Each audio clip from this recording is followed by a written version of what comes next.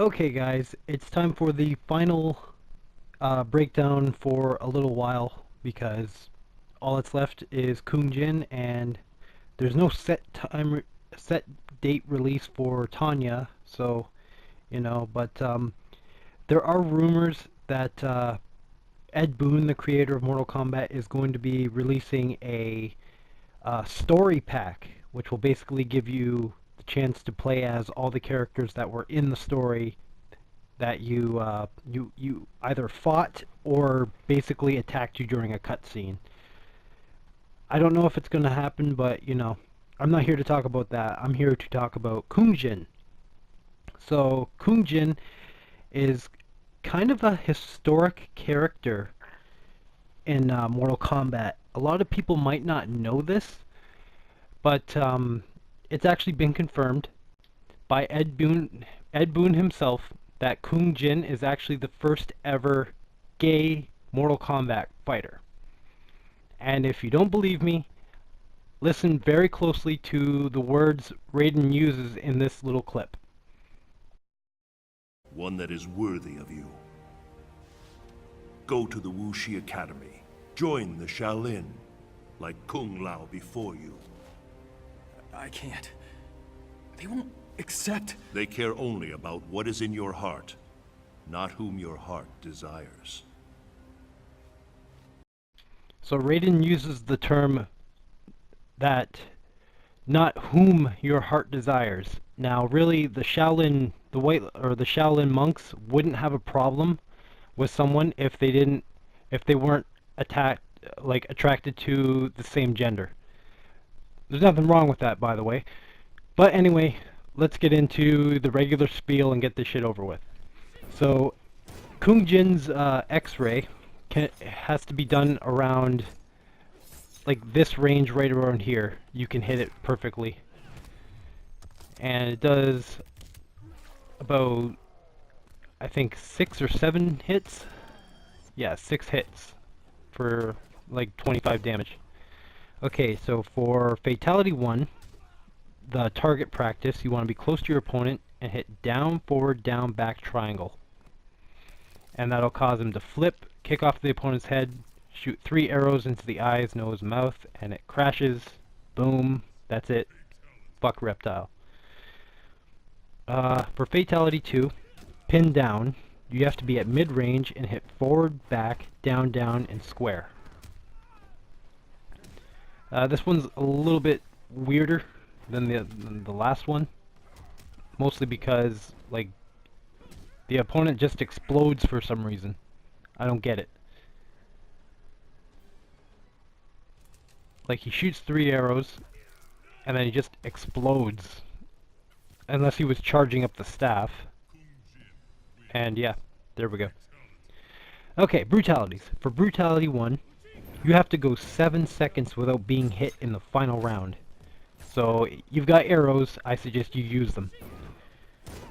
You have to be sweep distance from your opponent, and your final hit is a straight arrow, which is down, forward, triangle.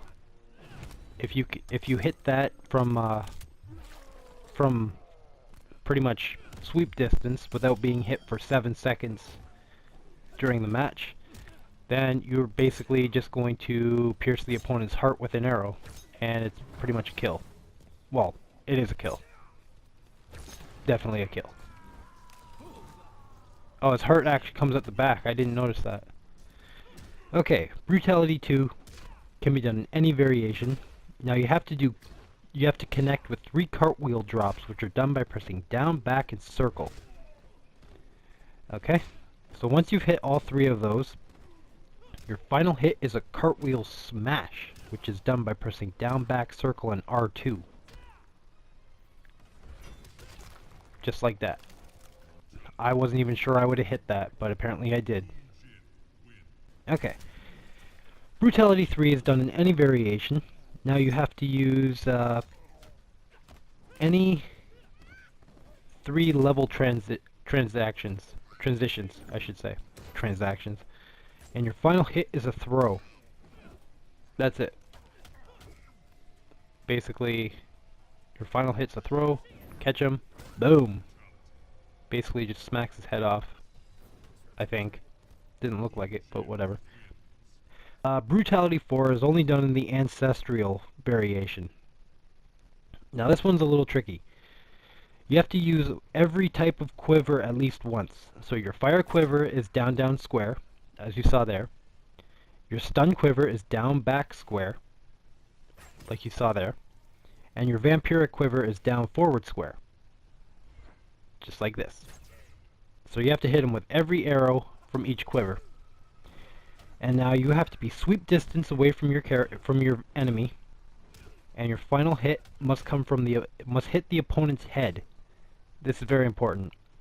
And your final hit is the air down arrow, which is you have to be up in the air, hit down, back, and triangle, and hope that the arrow hits them in the head. It's much easier to do on either stunned or non-moving opponent. Okay, Brutality 5 is done in the Bojitsu variation. Now your opponent must be in the air for the final hit. I wasn't able to keep the opponent in the air, but basically, yeah, you can just juggle them into the air and then just hit down, back, and square for the bow fire, which basically sends a fireball up to the top of the screen anyway. So yeah, just the bow flame is down, back, square, and your opponent has to hit your opponent while they're in the air. Basically like this. Right around like that. There you go. Okay. And as for the final brutality, Brutality 6 has to be done in the Shaolin variation. Now this one can be done two ways. Basically there's no set requirement, it's just that your final hit is you have to throw the chakram, whatever that is, by pressing, it's like a disc, so you have to press back, forward, square, and then guide it to your opponent's head by holding up, or to your opponent's shins by holding down. So back, forward, square, and hold up for the head decapitation, like this. And then I'll also show you the other one.